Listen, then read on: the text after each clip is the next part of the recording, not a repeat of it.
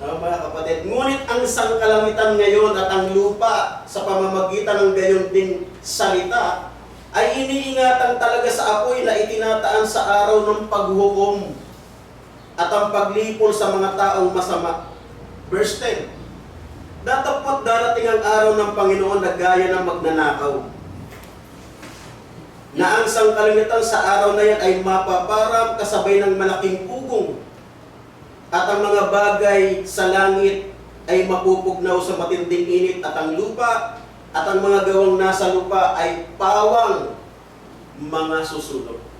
Ang ibig lang po ipahiwatig sa atin, mga kapatid, ng California wildfire, na meron pong darating na paghuhukom sa hinaharap. At ang isa pa ho, lahat ng bagay na meron po dito sa lupa na nakikita natin, temporal lamang. Kaya po, wag po natin masyadong iasa ang ating pag-asa sa mga bagay na temporal. Halimbawa po mga kapatid, tayo po mga magulang, totoo naman to, real talk eh. Diba? Pag nagtatrabaho tayo, nagpapagawa tayo ng mga bahay, huwag na natin masyadong pagandahin. O pwede, totoo naman yun. Halimbawa, ito kasi pagka nawala na ako, mamanahin ng mga anak ko. Totoo naman po yun. Tama po ba? Totoo naman yun. Kaya lang, wala pong bagay na nananatili. At yung pong nangyaring trahedya sa kanila, pagpapaalaala, na daratang ang hinaharap, lahat pong yan mapupugnaw ng matinding init. Lahat ng mga bagay na nasa lupa, lahat ng gawang nasa lupa, pati po yung nasa langit. Mapupugnaw po yan. Temporal lamang. Pati nga po yung kagandahan eh. Maganda ka ngayon, 16. Kaya lang meron kantang dati, Sweet 16. Naalala ko yung kantang yun eh. Maganda nga yung 16, sariwa ka. How much more, mga kapatid, pag dumating ka na ng 70? Makinis ka pa kaya? Matikas ka pa kaya? Diba? Ibig sabihin yung mga bagay na yan ay mga bagay na panandalian lamang. Maging nga po yung kasikatan ng mga celebrity, panahon yan eh. Kaya maganda yung kanta ni ano yung panahon ang pagkakataon. May panahon na, oo, sikat ka ngayon, nandoon ka sa prime mo. Pero hindi lahat ng panahon nasa prime ka, darating yung panahon na lilipas ka. Maging nga po si Manny Pacquiao eh, kaya nga po napilitan mag-retire yan eh. Yung huling laban niya kay Ugas, bugbog sarado din siya. Ibig sabihin, wala na yung prime niya, lumipas na. Tanggapin niya na. Kasi hindi naman magtatagal yung anong ililipas. Kaya tama yung kanta ni ano eh. Tatanda at lilipas din ako. Diba? Tama yung sinabi ni Esaias. Ang buhay daw anya ng tao, parang bulaklak, nalalagas. Hindi habang panahon sariwa. Diba? Huwag natin masyadong iasa yung ating pag-asa sa karir. Kasi yung karir hindi po yung magtatagal. Alam yung mga company, kaya naman sila nagbibigay ng Best in Year Award this year. Eh kasi, parang lalo kang i-motivate. Diba? Pero alam mo, kapag ikaw laos na, bandang huli, bibitawan ka rin ng company mo. Payag eh, no? It will not last. Bandang panahon, pag hindi ka na, hindi na productive tong tauhan ko to, parang gusto ko nang i-fire. Diba? Kaya ang pinakamagandang asahan, ang pinakamagandang pag-asa ay ang Diyos. Payag kayo? Buhay na walang hanggas. Ang Diyos, kasi dapat nandun yung pag-asa natin eh.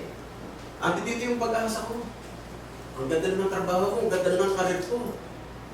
Eto na! Huwag kang magpakasakali.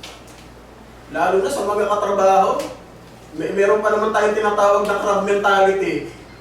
Yes. Sana yung mga Pilipino, umaangat yung isa, teka, hinain ko pababa. Di ba? Totoo yan eh. Minsan nga sa meron ako nakausap, kapatid natin nag-abroad sa ibang bansa. Akala nila kapag Pilipino sa Pilipino, okay. Minsan Pilipino sa Pilipino, sinisiraan pa sa among Indiano, Arabo. Pero ang sumisira sa'yo, Pilipino mo rin. Kapwa Pilipino mo. Mabuti pa daw yung ibang lahi.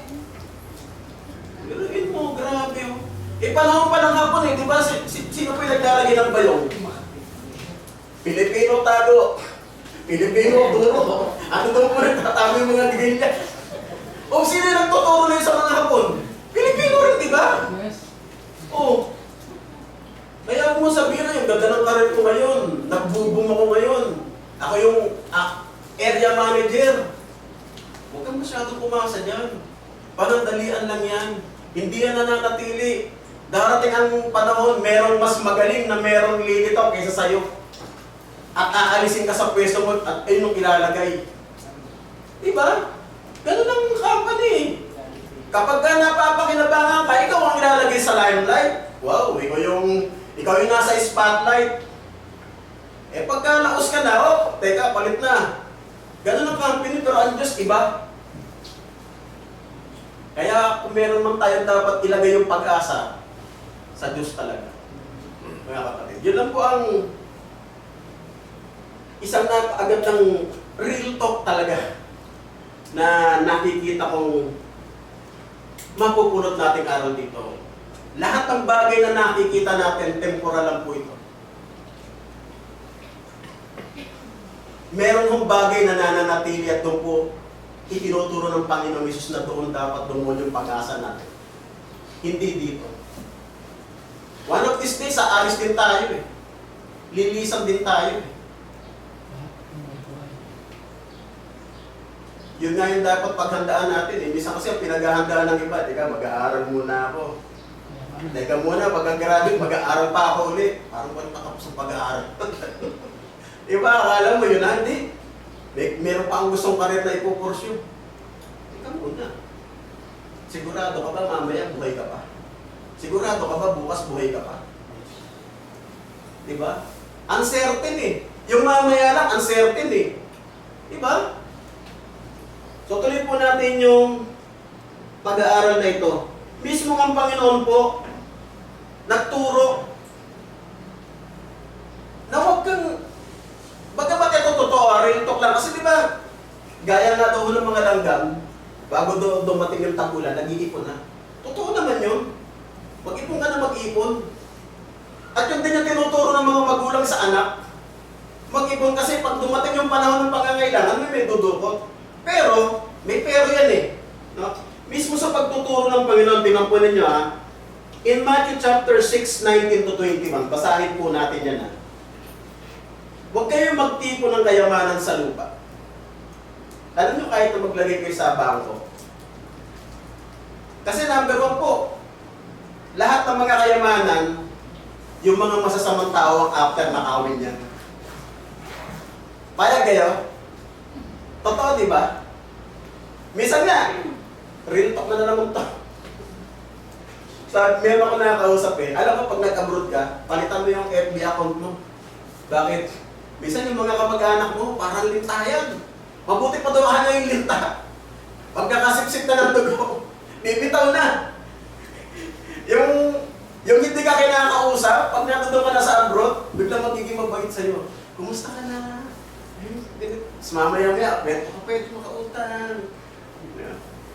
At ang nakalulungkot pa niyan, ang dami mong ginawang mabuti sa kanya, isang pagkakamali mo lang, parang gusto ka na sumpain. Totoo yan, di ba, minsan? Kaya sabi niya, huwag kayong mag-ipon ng kayamanan sa lupa. Dito'y sumisira ang tanga at ang kalawang. At dito'y naguhukay at nagsisipagnakaw ang mga magnanakaw. Di ba? Alam nila, uy, marami nang ipon si ano ah. Pwede na natin nakawan to, kaya kayong mga magnanakaw. Ang trabaho na, magsisurvey muna. Uy, mukhang maganda yung bahay na ito ah. Ganyan ang ano eh. Uy, mukhang mapera yun ah. Maya-maya, baka mo doon, dito ako sa kabila, sakalay natin, nakawa natin. Ganyan na yun eh. Ano pa sabi sa verse 20? Kundi magagtipon kayo ng kayamanan sa langit, na do'y hindi sumisira kahit ang tanga, kahit ang kalawang, at do'y hindi nagsisipaghukaw at hindi nagsisipagnakaw ang mga magnanakaw.